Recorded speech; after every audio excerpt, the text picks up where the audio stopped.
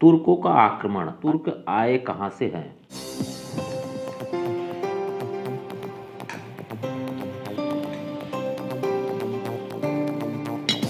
नमस्कार दोस्त, आज हम सब एक नए वीडियो के साथ आए हुए हैं।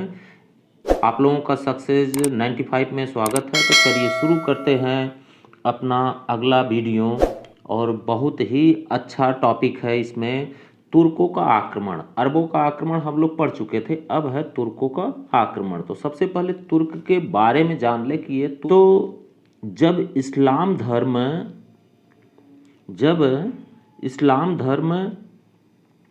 शुरू हुआ मक्का में, जब इस्लाम धर्म शुरू हुआ कहाँ? मक्का में। तो इसके जो अनुयायी थे इस्लाम धर्म के, जैसे अरब वाले तो थे ही, अरब में शुरुआत हुआ, उसके बाद ईरानी भी इसके अनुयायी हुए, और इस्लाम धर्म के अनुयायी तुर्क हुए, जो कि सबसे बाद में आए थे। नए नए अभी इस्लाम को मानना शुरू करे थे, तो इससे इनमें अपने विस्तार या इस्लाम धर्म को प्रचार करने की जो शक्ति थी वो बहुत ज़्यादा थी। तो अरबों के बारे में जो पढ़ चुके हैं हम लोग कि भारत में आक्रमण हुआ, अस्थाई राज्य ये सब नहीं बना पाए थे भारत में। और तुर्कों के बारे में अगर पढ़ा जाए तो तुर्क जो थे, इसमें भारत में जो आक्रमण करने वाले हैं महमूद गजनवी है और मोहम्मद गोरी, दो लोगों का आक्रमण हुआ है। महमूद गजनवी गजनी क्षेत्र का है, गजनवी वंश का है। उसी तरह से मोहम्मद गोरी जो है वह गोर क्षेत्र का है, और यह है संसबनी वंश का है। ठीक, तो अब ये जो अनुयायी तुर्क हैं, इनकी शुरुआत कहाँ से हुई है? तो एक मध्य एशिया जो था, बताया जाता है कि मध्य एशिया में कुछ जनजातियां थी, जैसे सल्लुक जनजाति थी, गिज जनजाति, खिताई जनजाति, करलुक जनजाति और इलबारी जनजाति थी। यह मध्य एशिया में थे।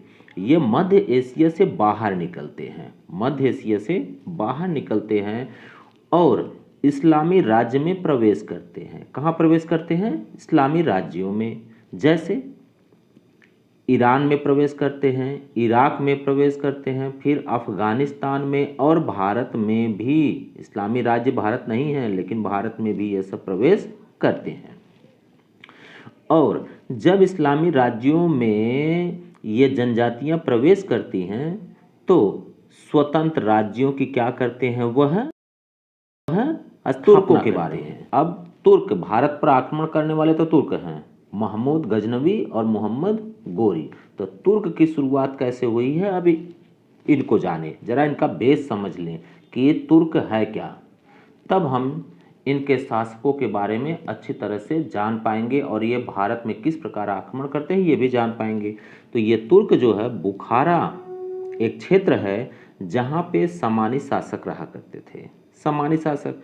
और यह सामानी शासक जो वहाँ पर शासक था सामानी वंश का, वह है अब्दुल मलिक। अब्दुल मलिक का एक दास है, अब्दुल मलिक का एक दास है। कौन? अलप्तगीन। ये अलप्तगीन नाम ध्यान रखना है, अलप्तगीन का। और अब्दुल मलिक ने इन्हें जिस पद पर दिया था, वह पद है इनका हजीब उल हज्जाब। इस पद पर हजीब उल हज्जाज पद पर अलप्तगीन था। कौन दिया था? अब्दुल मलिक ने दिया था। आगे 956 ईस्वी में अलप्तगीन खुरासान के क्या बन गए? राज्यपाल बन गए। अलप्तगीन क्या बन गए? खुरासान के राज्यपाल। कब बन गए? 956 ईस्वी में। उसके कुछ समय बाद जो सामानी वंश के शासक थे, कौन थे सामानी वंश के शासक? अब्दुल मलिक। इनकी मृत्यु हो जाती है, और जब मृत्यु हो जाती है तो अब उत्तराधिकार का युद्ध जरूर होगा, या उत्तराधिकार के लिए आएंगे। तो कौन लोग आए उत्तराधिकार के लिए, और उनमें युद्ध भी होता है। तो एक अब्दुल मलिक का भाई मंसूर, और दूसरा अब्दुल मलिक का चाचा ये दो लोग जो है कि उत्तराधिकार के युद्ध करते हैं कि राजा बनेगा कौन, लेकिन बनता कौन है, उनका भाई मंसूर राजा बनता है। चाचा राजा बन नहीं पाता है, जबकि समर्थन करने वाला कौन था, अलप्तगीन। और किसका समर्थन कर दिया, यह है अब्दुल मलिक के चाचा का समर्थन कर दिया। बात यहाँ पे फंस गई कि जिसका समर्थन किया वह राजा बन नहीं पाया, अर्थात अलप्तगीन अब यहाँ से भागेगा। अलप्तगीन वहाँ से भाग लेता है। कहाँ से भागता है, तो अब्दुल मलिक के क्षेत्र खुरासान से। कब भागा वहाँ से, 963 ईस्वी में वहाँ से भागा। कहाँ, गजनी में। तो गजनी जब पहुँचा तो वहाँ का शासक अमीर अबू बकर लाविक था। और अलप्तगीन क्या किया कि अमीर अबू बकर लाविक को हराकर एक नए राज्य की स्थापना करता है। अलप्तगीन किसकी, गजनवी वंश की स्थापना करता है। इसी को यामनी वंश भी कहते हैं। प्रश्न पूछा जाता है कि अलप्तगीन किसकी स्थापना किया या गजनवी वंश का संस्थापक कौन है, तो कौन है, अलप्तगीन। ईरान के शासक कहा जाता है, ईरान के जो शासक की यह एक शाखा है, क्या, गजनवी वंश। यह अलप्तगीन जिस ग्रुप का है वह क्या है, ईरान के शासकों की एक शाखा थी। 643 ईस्वी में अरबों ने आक्रमण किया था। कहाँ पर, ईरान पर आक्रमण किया था। और जब ईरान को अपने नियंत्रण में अरब ले लिए तो वहाँ से जनजातियाँ भागी। कौन सी जनजातियाँ, अलप्तगीन का जो समूह था, अलप्तगीन के जो शासक थे वह वहाँ से भागे थे। कहाँ भाग करके गए हैं सब, तो तुर्किस्तान भाग के गए और तुर्कों के साथ मिलजुल कर रहने लगे। उनकी संस्कृति, उनकी सभ्यता को जब अपना लिए तो वह सब अपने आप को भी क्या कहने लगे, या क्या कहलाएं, तुर्क कहलाएं। ठीक, यहाँ तक तो पता चल गया अब अलप्तगीन या तुर्क की स्थापना कैसे हुई है। अब अलप्तगीन गजनी में अपनी राजधानी किसको बनाता है, गजनी को ही राजधानी बनाता है। और 963 में ही अलप्तगीन की मृत्यु भी हो जाती है।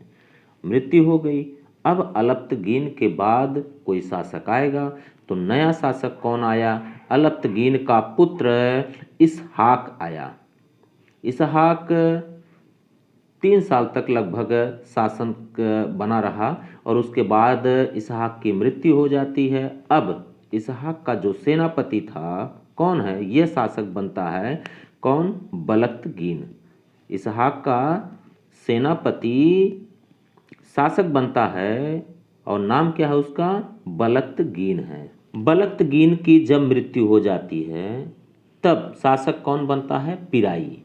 और पिराई है कौन, पिराई भी एक गुलाम था। किसका गुलाम था, ये अलप्तगीन का गुलाम ये पिराई है। पिराई के समय में विशेष क्या था कि जयपाल का पुत्र आक्रमण किया था और पिराई के एक सेनापति थे सुबुक्तगीन। इसने जयपाल के पुत्र को हरा दिया और उसे भगा दिया था।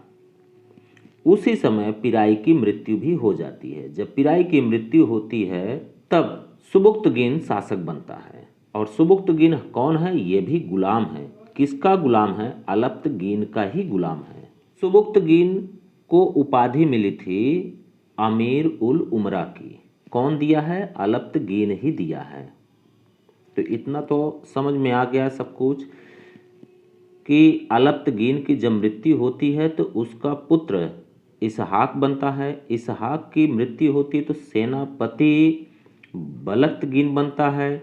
और जब सेनापति बलख्तगीन की मृत्यु वह होती है तो पिराई बनता है। पिराई के समय में जयपाल आक्रमण करता है और उस जयपाल के पुत्र को हराया कौन, सुबुक्तगीन। सुबुक्तगीन है कौन, यह भी गुलाम था किसका, अलप्तगीन का। अब सुबुक्तगीन साहसी था इसलिए इसको उपाधि दिया गया था। कौन दिया था, अलप्तगीन ही दिया था, अमीर उल उमरा की। यहाँ तक कन्फर्म हो गया। अब आगे देखें कि जयपाल को यह सुबुक्तगीन कई बार हरा दिया।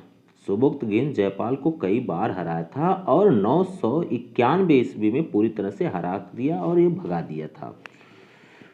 फिर सुबुक्तगिन की भी मृत्यु हो जाती है। कब? 997 ईस्वी में। अब नया शासक कौन बनेगा? तो सुबुक्तगिन के पुत्र हैं, 2 पुत्र हैं। कौन?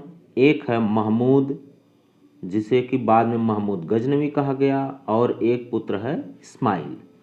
इन्हीं दोनों में से शासक एक बनता है महमूद गजनवी, जो भारत पर आक्रमण भी करता है। तो इससे आगे की जो जानकारी है हम लोग अगले वीडियो में देखेंगे। यदि आप लोगों को यह समझ में आ रहा है, अच्छा लग रहा है, तो प्लीज़ लाइक और शेयर ज़रूर करिए। आप लोगों का बहुत बहुत धन्यवाद।